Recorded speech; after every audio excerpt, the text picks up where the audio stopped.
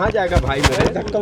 एक मिनट नीचे कर लो, नीचे सर पहले एडजस्ट करा। खा ले, एक मिनट नीचे कर लो भाई, थोड़ा सा नीचे रख लो। ए थक जाओगे बेटा, थक जाओगे, ये थक जाओगे, तुम पकड़े रहोगे थक जाओगे, ये बहुत सवाल पूछेंगे।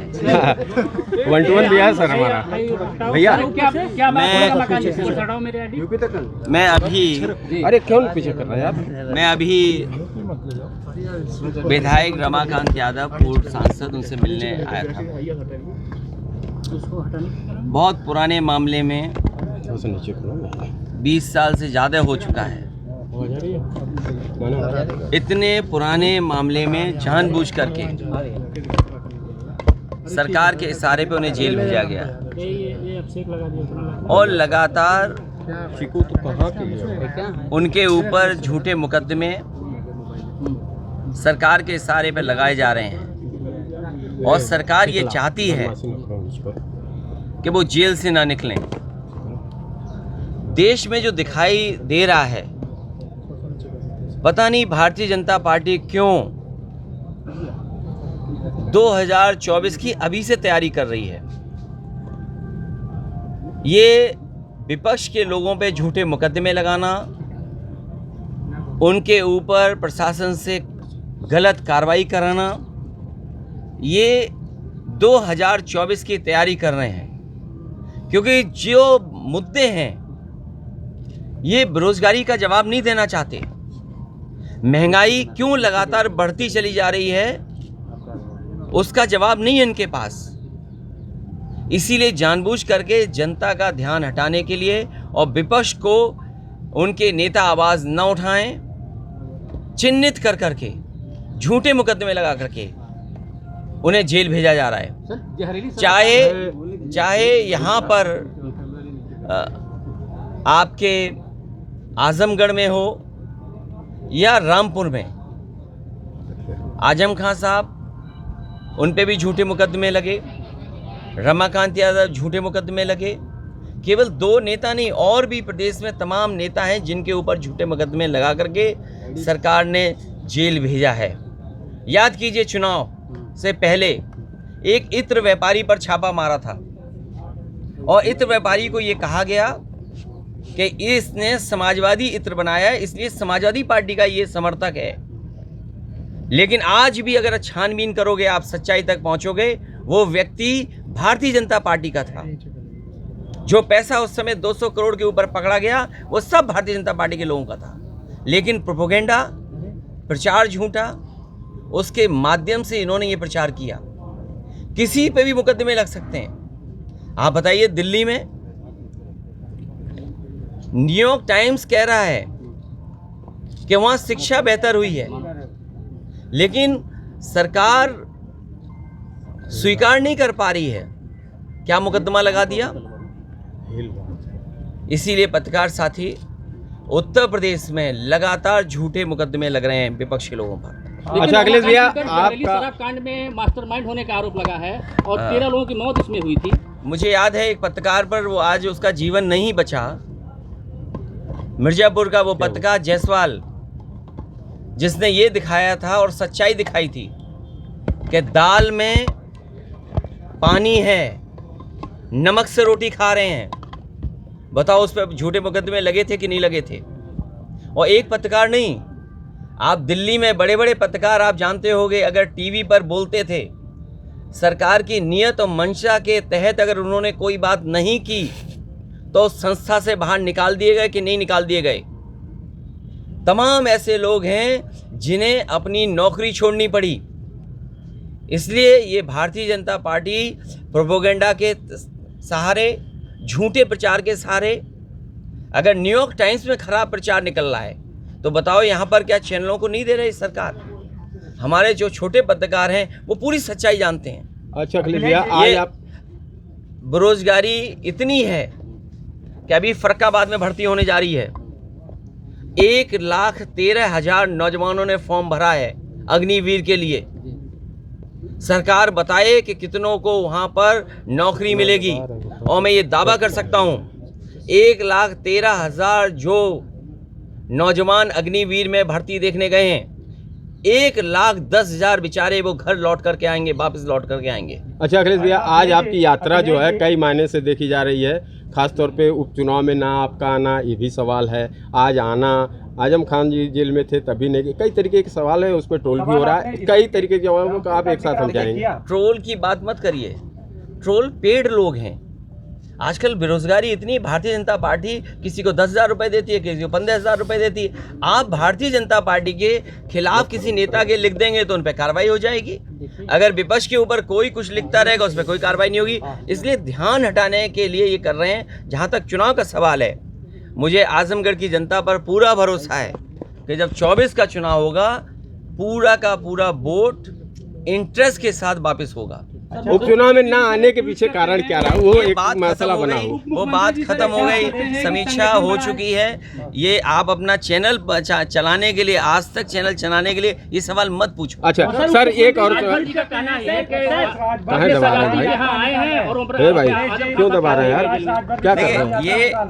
ये देखिए, मुझे किसी नेता के बारे में कुछ नहीं कहना, कौन नेता क्या कह रहा है, क्या डिस्टर्ब कर रहे हैं आप बेहतर समझते हैं। हाथ दबा रहे हैं, सर डीजीपी क्या आज एक डेलीगेशन गया था आजम साहब के समर्थन में, क्या रणनीति रहेगी समाजवादी पार्टी के आने वाले दिनों में? समाजवादी पार्टी सदस्यता अभियान खत्म होने के बाद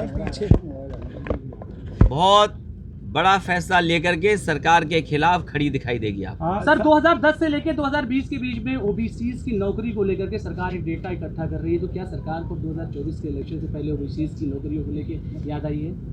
देखिए, सरकार कभी भी ओबीसीज के बारे में या हमारे बहुजन समाज कहे हम अगर, तो बहुजन समाज की उन्हें चिंता नहीं है।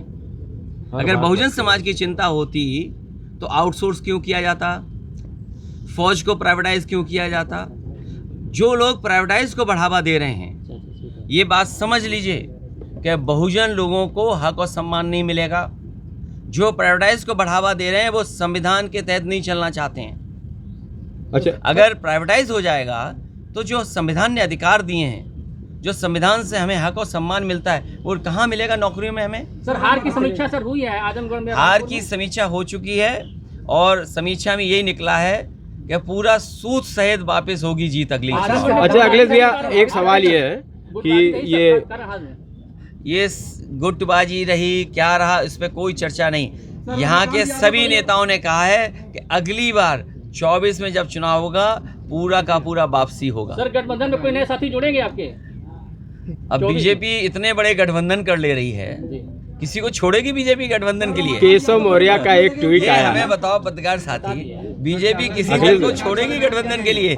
लेकिन हमें जनता पे भरोसा है। मैंने इसीलिए आपसे कहा कि अभी अगर 12 जिलों की भर्ती में फर्रुखाबाद में 1,13,000 ने फॉर्म भरे हों, 1,13,000 नौजवान भर्ती के लिए आ रहे हों, जो 1,10,000 वापस जाएंगे, ये तो वहाँ का है। कभी आजमगढ़ में फौज की भर्ती होगी, गाजीपुर में फौज की भर्ती होगी, बलिया में होगी, बनारस में होगी, जौनपुर में होगी, तब पता लगेगा कितना नौजवान तैयारी कर रहा था, जो वर्दी पहनना चाहता था। और जिन नौजवानों ने अपनी आवाज़ खड़ी की इस व्यवस्था के खिलाफ, उन पे झूठे मुकदमे लगा दिए सरकार ने।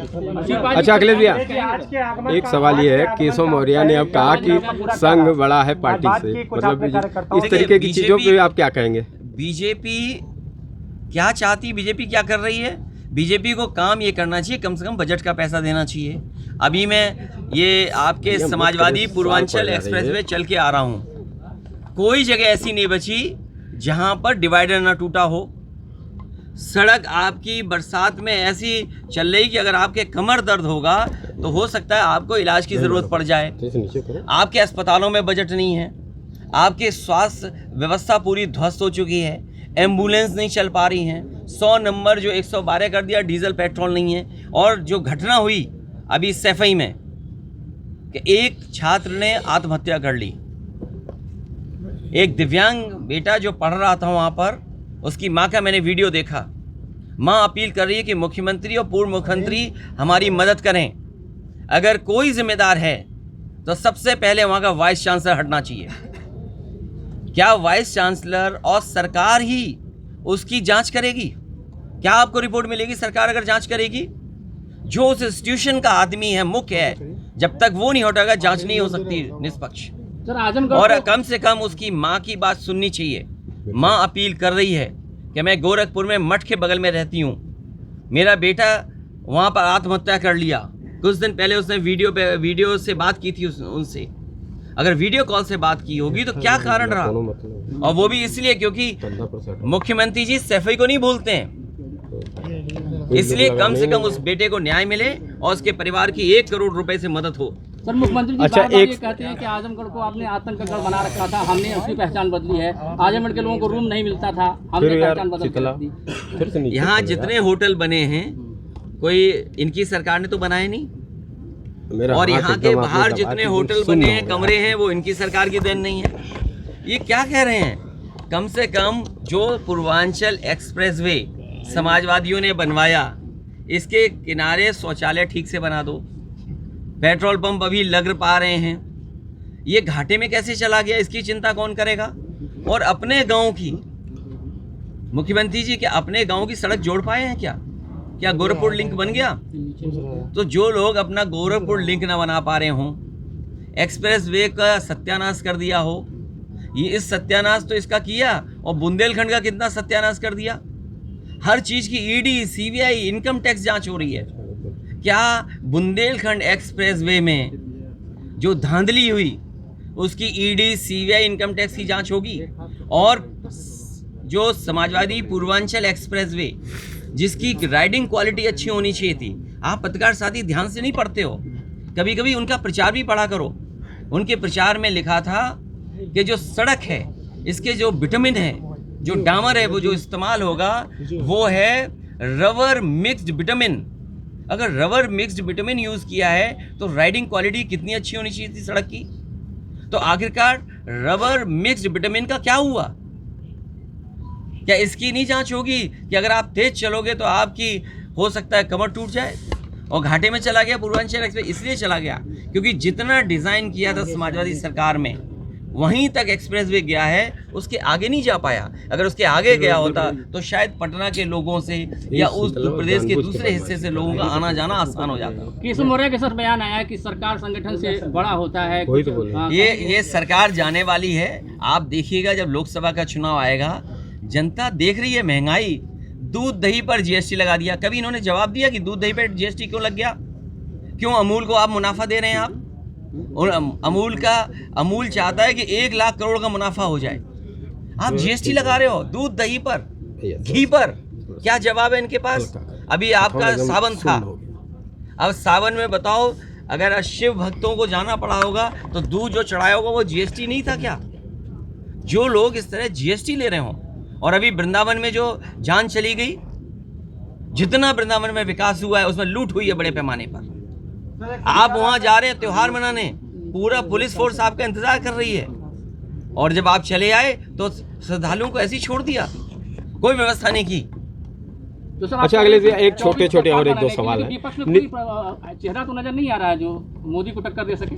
आप देख क्यों नहीं पा रहे हो कि अच्छा आप टक्कर देने की बात कर रहे हो? आप ये बताओ जिनसे टक्कर लेनी उन्होंने कोई एक ऐसी सड़क बनाई हो जिसमें खुद हवाई जहाज से उतर गए हो, तो आप बताओ, इसका जवाब है आपके पास? अखिलेश भैया, हमारे पत्रकार साथी अब गूंगे हो गए।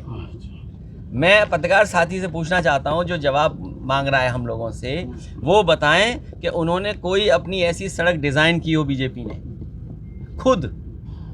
बुंदेलखंड डिज़ाइन की, हवाई जहाज तो नहीं उतर पाया ना उसमें।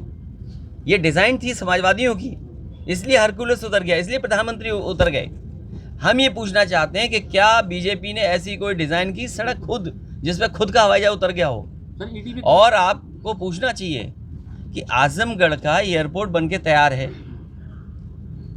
अब इसको हम खुशकिस्मती समझें या अपना दुर्भाग्य समझें, समाजवादियों का गढ़ माना जाता है, इसीलिए नहीं चालू हो रहा है एयरपोर्ट। उन्हें डर ये है कि जैसे ही एयरपोर्ट चालू होगा समाजवादी लोग आ जाएंगे, इसको उतरने लगेंगे, इसीलिए चालू नहीं कर रहे हैं। मनीष सिसोदिया जो कार्रवाई हुई सर ईडी की, क्या कहें? उन पे भी शराब की कर दी। ये मैं आपसे कह रहा हूँ, इस सरकार किसी को भी झूठा फंसा सकती है। आपको डर नहीं लगता? अब क्या डर लगेगा? चाचा शिवपाल जी ने बहुत गुजर गया हमारा। सर चाचा शिवपाल जी ने एक बयान दिया था कर्ज का, क्या उस पे? मैं ये नहीं पढ़ता ये चीज़ें। अच्छा सर, ये 24 की तैयारी को लेके क्या? 24 की तैयारी ये है, बीजेपी की तैयारी ये है कि विपक्ष को जेल भेज दो। नीतीश झूठा को- फंसा दो, नीतीश- झूठा प्रोपेगेंडा कर दो। लेकिन एक उम्मीद जागी है बिहार से। बिहार में सुपड़ा साफ होने जा रहा है बीजेपी का। ये घबराई हुई है बीजेपी। अगर हवा बिहार में ऐसी चलेगी तो उत्तर प्रदेश में भी समाजवादी लोग तैयारी करेंगे, जिससे यहाँ भी भारतीय जनता पार्टी का मुकाबला तो करें। सर विपक्ष यहाँ भी एक हो सकता है सपा बसपा फिर एक साथ आ सकते हैं क्या? जो समाजवादी पार्टी इस बार जो हमारे पास गठबंधन में साथी हैं उनके साथ ही चुनाव लड़ेगी, कोई नया गठबंधन नहीं। नीतीश कुमार जी को आपका किस तरह से